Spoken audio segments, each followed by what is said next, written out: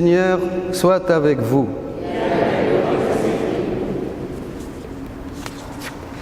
Lecture de l'Évangile de Jésus-Christ selon saint Matthieu.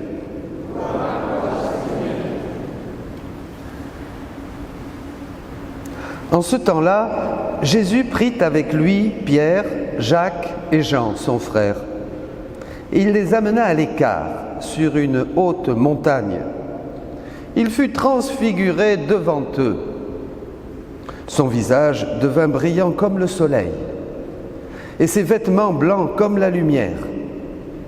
Voici que leur apparut Moïse et Élie, qui s'entretenaient avec lui. Pierre alors prit la parole et dit à Jésus, « Seigneur, il est bon que nous soyons ici. Si tu le veux, je vais dresser ici 3 tentes, une pour toi, une pour Moïse et une pour Élie. » Il parlait encore lorsqu'une nuée lumineuse les couvrit de son ombre. Et voici que de la nuée une voix disait, « Celui-ci est mon Fils bien-aimé, en qui je trouve ma joie. Écoutez-le. » Quand ils entendirent cela, les disciples tombèrent face contre terre et furent saisis d'une grande crainte. Jésus s'approcha, les toucha et leur dit, « Relevez-vous et soyez sans crainte. » Levant les yeux, ils ne virent plus personne, sinon lui, Jésus, seul. En descendant de la montagne, Jésus leur donna cet ordre, « Ne parlez de cette vision à personne, avant que le Fils de l'homme soit ressuscité d'entre les morts. » Acclamons la parole de Dieu. Louange à toi, Seigneur Jésus.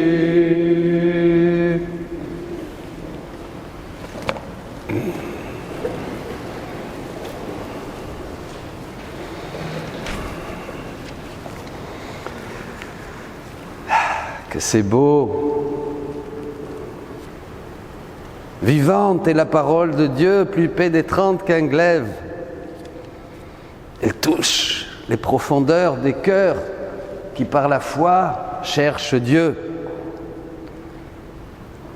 Cet évangile, dans le carême, nous pose la question, le carême de la vie, jusqu'au vrai passage, la vraie Pâque. Est-ce que vous faites l'expérience du Tabor? Est-ce que vous faites l'expérience de la lumière taborique, disent les pères de l'Église d'Orient? Est-ce que vous avez des moments de Tabor avec le Christ? Pas d'une manière seulement dans la foi. Il te touche, il baigne tes facultés, tu sens la joie de l'esprit, un peu comme ce Motovilov avec Saint Séraphine qui voulait lui demander qu'est-ce qui se passe, quel est le but de la vie chrétienne, et il ne comprenait pas, et à la fin de la conversation il lui dit, mais regarde, tu es plein, Père, tu es plein, Père Séraphine, tu es plein de lumière. Et Séraphine qui lui dit, mais toi aussi tu es plein de lumière. Ils étaient tous les deux sous la nuée. Il a compris que le but de la vie chrétienne était, comme disait ce grand saint russe, l'acquisition du Saint-Esprit. Revenons à ce texte de l'Évangile. C'est un vrai traité de vie spirituelle. Aujourd'hui, on a besoin de redécouvrir la théologie spirituelle, qui est une branche au milieu de toutes les théologies, l'ecclésiologie, la dogmatique, la morale, et il y a la théologie spirituelle qui parle justement des mécanismes de la grâce avec les facultés humaines, comme je vous disais. Comment ça marche? Comment attirer la grâce? Comment se laisser remplir de Dieu? Comment être fort pour affronter la vie humaine, les croix de la vie? C'est indispensable. Sinon, on ne fait pas 3 mètres. Donc les saints et les docteurs depuis 2000 ans nous expliquent ces choses-là. Et c'est pour tout le monde. Ça a disparu des séminaires et des librairies pendant cette grande descente. Et encore, espérons qu'on ne va pas descendre plus bas. Hein? Évidemment, il n'y avait plus un livre. Après 68, il n'y avait plus un livre. On avait viré tous nos grands pontes, tous nos fleurons de la théologie. La France a produit des hommes de prière extraordinaires. Et ça revient maintenant. Alors, c'est un traité.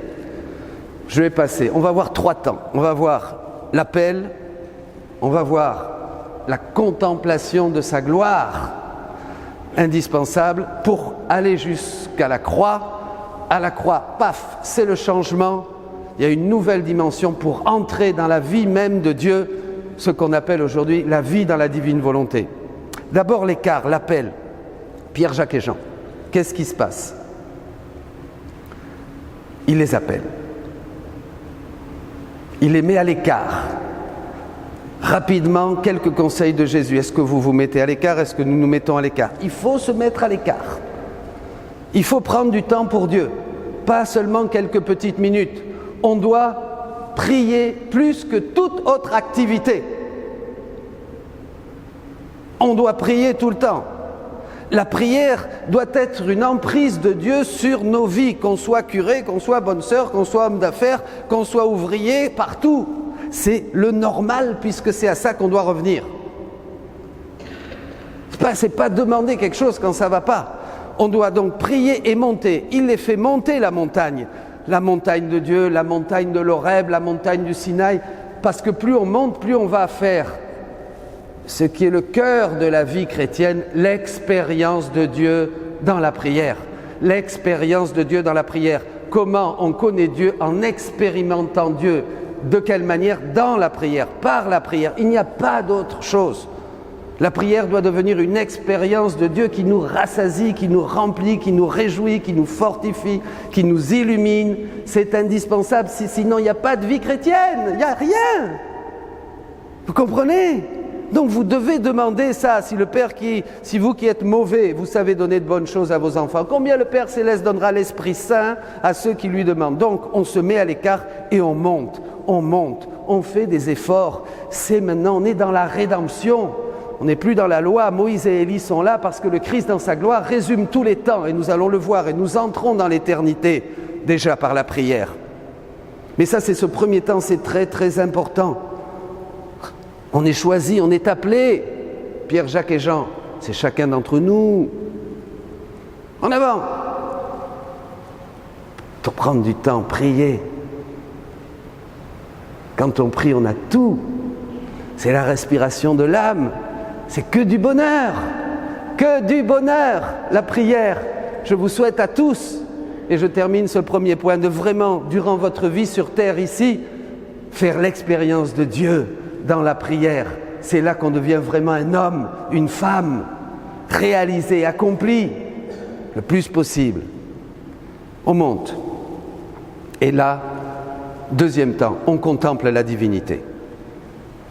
Le Fils bien-aimé du Père, resplendissement de sa gloire, rempli de grâce et de vérité, disait Saint Jean. Ça y est, on le voit, on touche le Christ, on voit le Christ. Vous comprenez, ce n'est pas une vision, ce n'est pas une apparition. On le touche avec nos sens spirituels. Je vous parlais tout à l'heure que dans cette montée et cette expérience, la volonté, l'intelligence et la mémoire, les facultés de l'homme qui le font à son image et à sa ressemblance, à l'image et à la ressemblance de Dieu, baignent. Dieu nous baigne. On est touché, c'est pour ça qu'on est bien. On est touché dans notre être profond. C'est pas un bon gâteau qui nous fait du bien. C'est pas une bonne cuisse de dinde. C'est pas un coup de rouge, pardon pour nos amis viticulteurs, mais ça passe. Ça suffit pas à remplir le cœur de l'homme. L'homme ne peut être rempli que de Dieu. Donc l'expérience du Tabor, cette montée, cet appel de Jésus à monter, eh bien, c'est là où nous allons arriver à une intimité avec Jésus, mais quelque chose de merveilleux. Mais il n'y a rien de plus beau, il n'y a rien de plus beau que de sentir Jésus, de le prendre dans son cœur, de l'aimer, de l'embrasser, d'être heureux avec lui. Regardez, Pierre perd la tête. Il ne savait pas ce qu'il disait, dit un autre évangile. Faisons 3 tentes. Vous voulez pas une petite tente avec Jésus sur le mont Tabor? Ça nous fait du bien, vous savez. Il faut chercher ces moments. On en a besoin.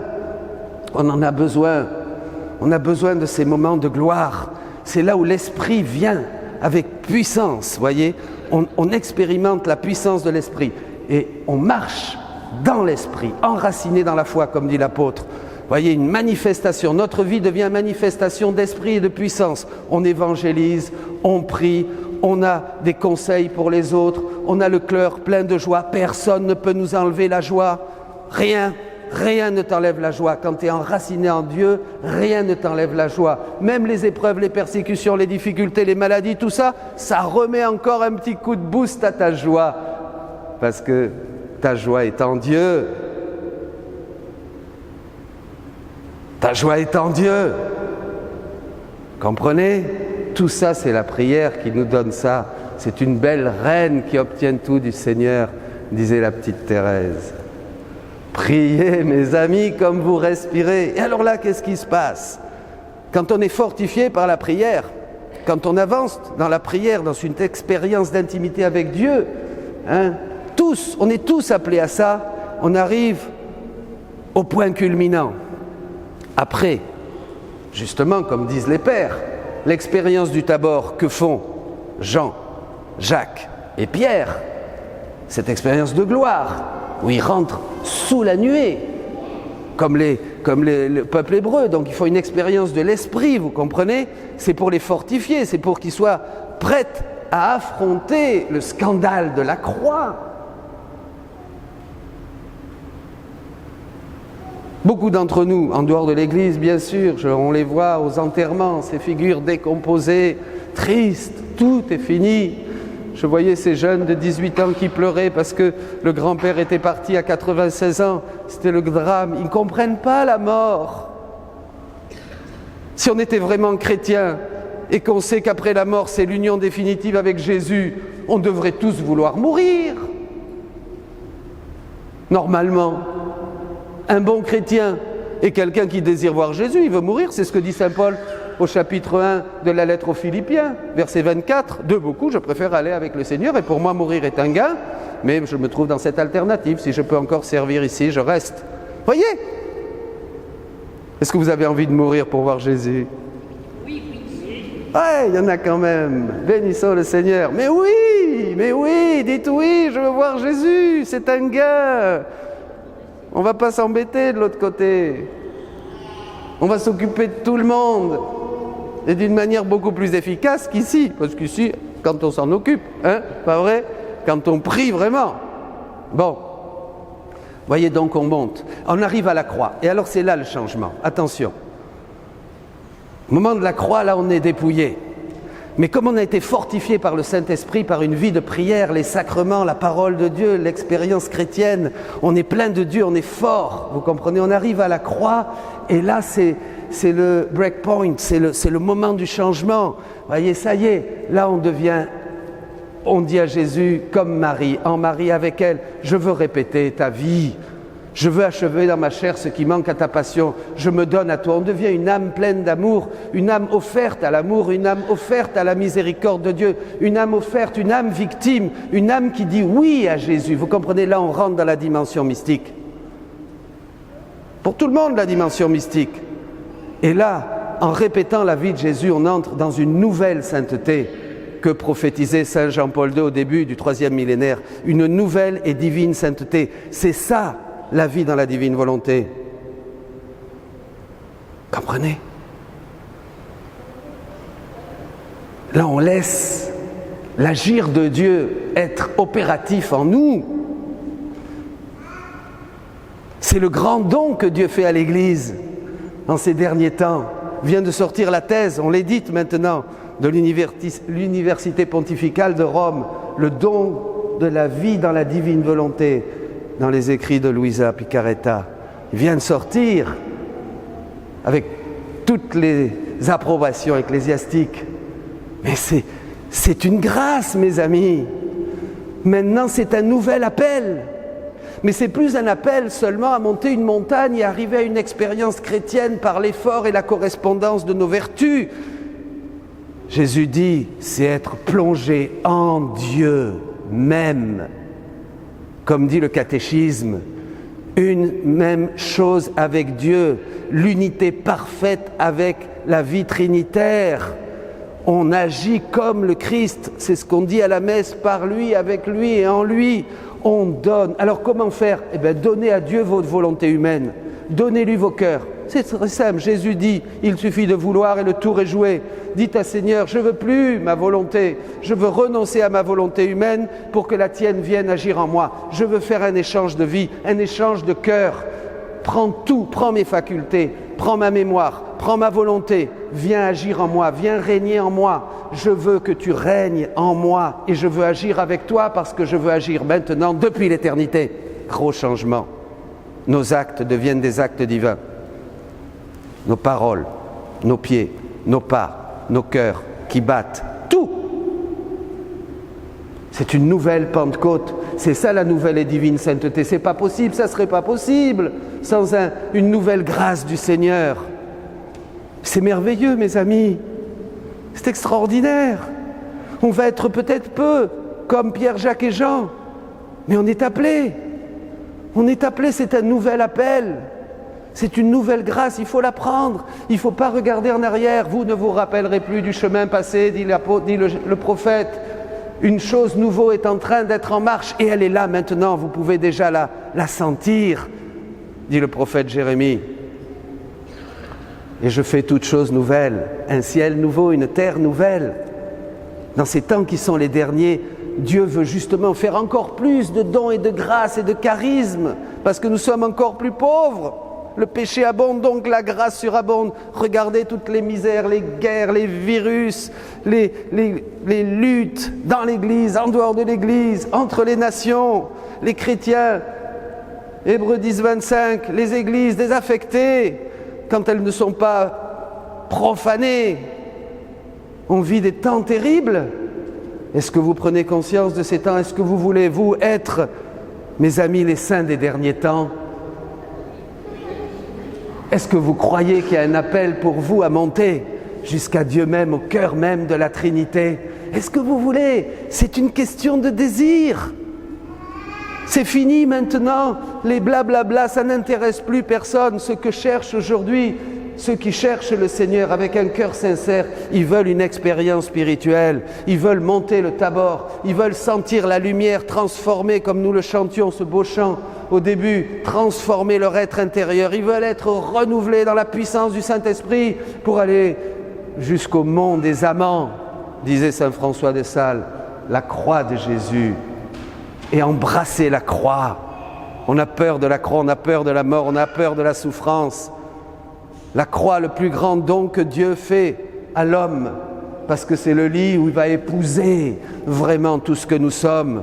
La croix est une grâce, bien sûr, quand on a les yeux renouvelés, pleins de Dieu.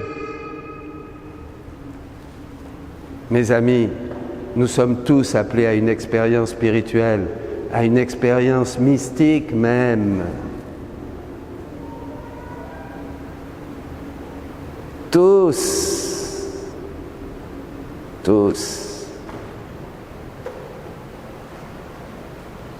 Dieu veut tout. Nous sommes chacun ses enfants. Il nous veut dans son cœur. Il veut nous donner sa vie même. Il veut nous rendre participants de sa nature divine. Il veut que nous soyons par grâce ce qu'il est par nature. Dieu, vous serez comme des dieux. Dieu veut qu'on revienne comme on était au début, quand on est sorti de ses mains créatrices. Le Père veut que nous accomplissions le plan de la création qui a été rompu, stoppé par le péché. Mais cette création dont nous faisons partie attend dans les douleurs de l'enfantement, dans des gémissements, la révélation des fils de Dieu, dit la Bible, c'est-à-dire ta révélation, ce que tu es pleinement dans la gloire de Dieu, tel que le Père t'a pensé, t'a rêvé, t'a désiré, et tel que tu seras pour toute l'éternité. Commencez maintenant. Ne nous gargarisons pas de pseudo-spiritualité et de petites choses. Dieu veut nous donner tout. Mon Dieu, parle à tes enfants. Parle à tes enfants. Laissez-le toucher vos cœurs, mes amis. Ces temps que nous vivons ont besoin de saints. Amen.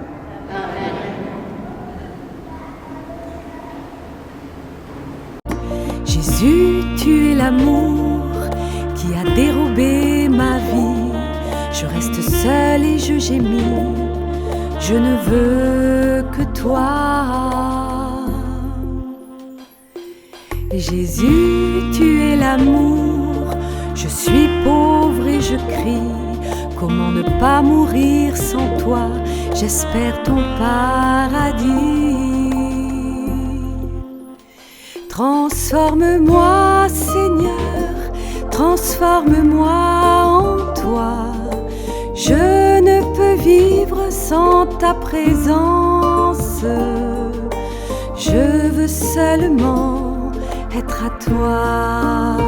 Transforme-moi, Seigneur, transforme-moi en toi. Je ne peux vivre sans ta présence.